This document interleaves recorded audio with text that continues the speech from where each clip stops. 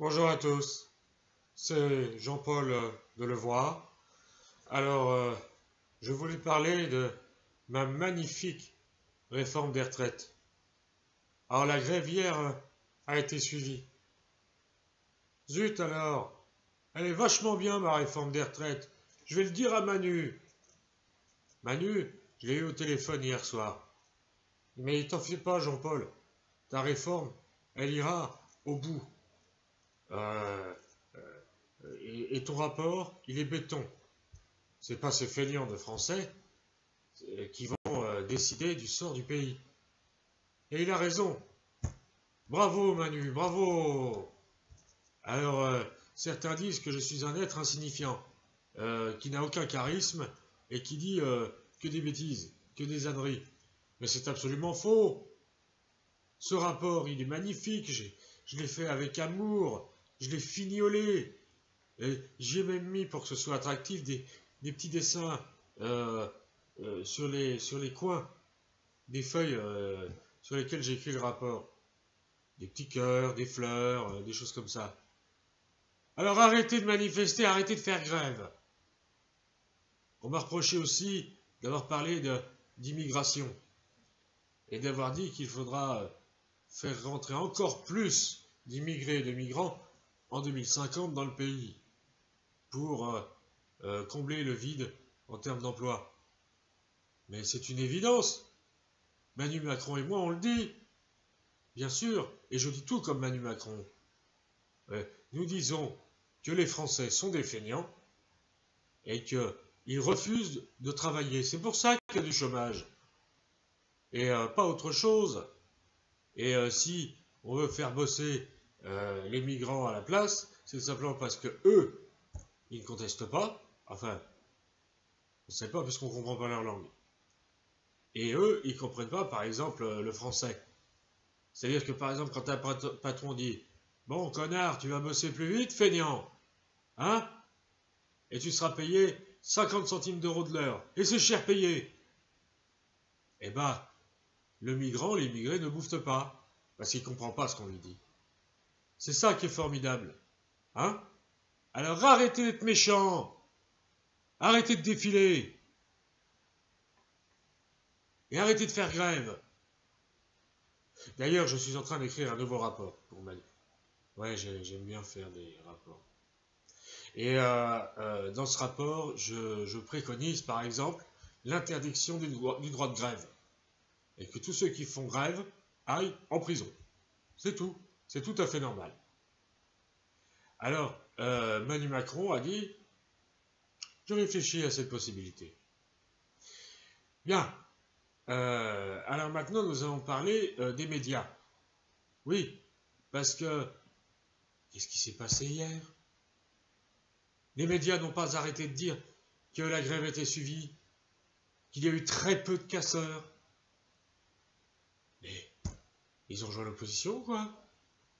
Depuis quand ils ne collaborent plus avec nous? Il va falloir se ressaisir, chers amis des médias. Sinon, on ne sera pas amis longtemps, on ne sera pas copains, et vous n'aurez pas droit à mon goûter. De toute façon, il suffit de me regarder pour comprendre que des goûters, j'en mange 10 par jour. Enfin bref, en tout cas dans les médias, tout le monde a l'air de cautionner ce mouvement cette fois-ci. Mais qu'est-ce que ça veut dire alors? À commencer par ce soi-disant démocrate qui, à mon avis, est un petit anarchiste. Il s'agit de Karim Zeribi. Oui, hier, dans l'émission Balance ton poste, il a dit clairement qu'il était à 100% d'accord avec ce mouvement. Écoutons un peu ce qu'il a dit. Il faut le dire très clairement. Les gens, ils ont raison de manifester. Il faut toujours manifester pour défendre ses droits. Amis français, je vous le dis, votre contestation est légitime. Et je vous envoie plein de bisous. Comme ça. C'est comme mes copains et les gilets jaunes. Je pense toujours à eux. Oui. Vive les gilets jaunes, vive les gilets jaunes, vive les gilets jaunes, vive les gilets jaunes. Le gouvernement, ce gouvernement de cacaboudin, il doit absolument écouter les revendications des gens. Les gens en ont assez. Cette réforme des retraites, Mais elle est injuste, elle est absolument ignoble. En plus, Jean-Paul Delevoye, eh ben, il est tout gros. Oui, parfaitement. Il est tout gros, on dirait un tonneau. Et ce mec, qui doit dévaliser la cantine de l'Assemblée nationale, se permet de dire que les gens doivent travailler plus longtemps. Mais c'est ce genre d'individu qui fait dodo, là, comme ça, dans l'hémicycle. Moi, je vous le dis, la contestation ne plaira pas. Je trouve ça bien. Oui, c'est bien comme ça, bravo, c'est bien. Vive la contestation, vive la contestation, vive la contestation, vive la contestation. Parfaitement. Amis français, je vous envoie des bisous. Et je suis de tout cœur, comme ça. Avec vous là, avec vous. Vous êtes mes amis et je vous embrasse. Tiens, je vais faire un bisou sur la webcam. Et voilà, j'ai fait mon bisou. Plein d'amour à vous. Et continuez de lutter. Toujours, continuez de lutter. Vive la lutte, vive la lutte, vive la lutte, vive la lutte.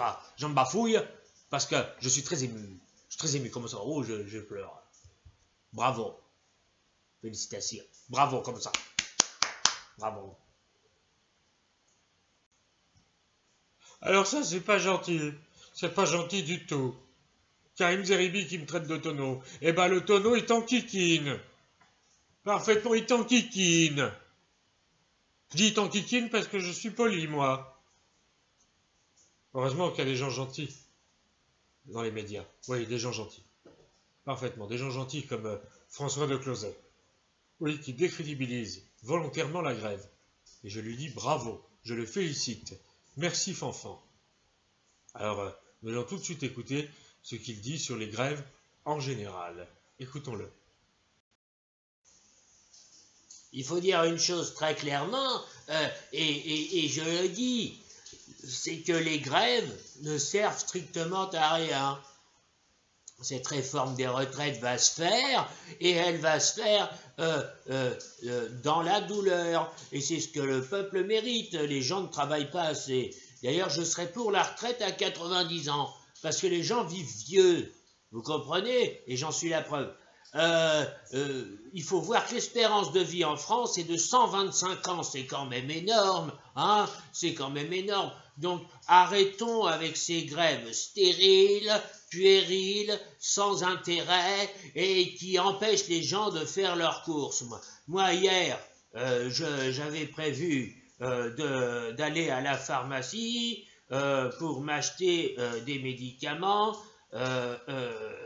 contre l'arthrose. Oui, parce que comme je suis plutôt âgé, je fais de l'arthrose. Voilà. Ces nantis qui ont défilé dans les rues hier, eh bien, n'en avaient strictement rien à faire que j'ai passé la soirée hier à me faire des tours de rein et à avoir mal au dos. Alors, je le dis, la grève, ça sert à rien, c'est caca à boudin, et maintenant, je retourne à l'EHPAD parce que les infirmières vont me pratiquer les premiers soins de la journée. Elles vont me faire mes piqûres et elles vont me faire une infiltration. Pour ce qui est du menu d'aujourd'hui, comme on est vendredi, il y a du poisson. Et le poisson, c'est bon pour la mémoire. Parce qu'à l'âge que j'ai, je suis quand même proche de la maladie d'Alzheimer. Voilà ce que je voulais dire. Oh là là, je viens d'apprendre un truc terrible. Je viens d'apprendre que la grève est reconduite. Ils vont continuer, les syndicats et tout ça, à protester contre ma jolie petite réforme des retraites. Bah, puisque c'est ça, je vais appeler Manu et je vais me plaindre.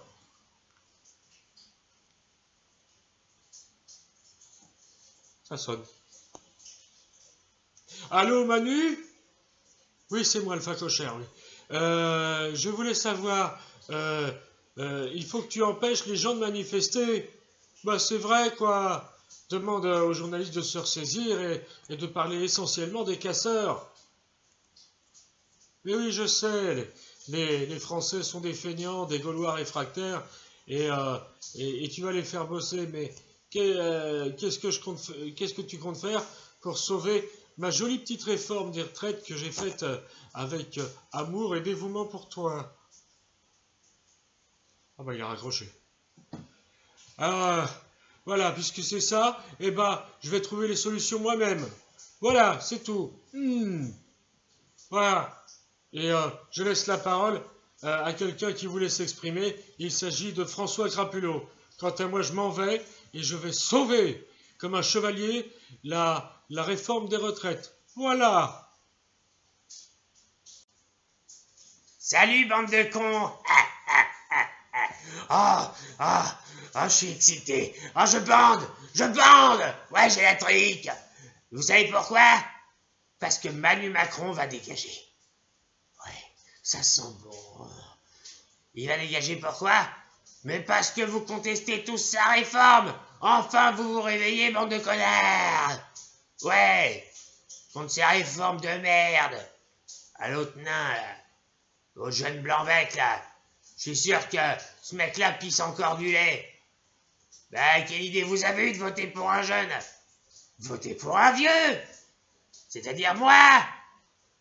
Parce que bientôt je serai président. Président.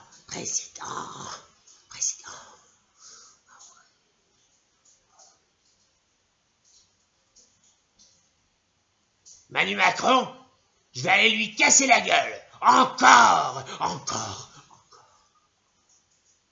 Parce que je l'aime pas. Mais vous non plus, je vous aime pas. Sauf que là, je suis fier de vous. Bravo. Ouais. Enfin, vous contestez cette politique de merde. Et c'est bien. Voilà. Vous êtes étonné que je vous félicite, étant donné que je vous méprise. Mais en même temps, je dois reconnaître qu'hier vous avez assuré.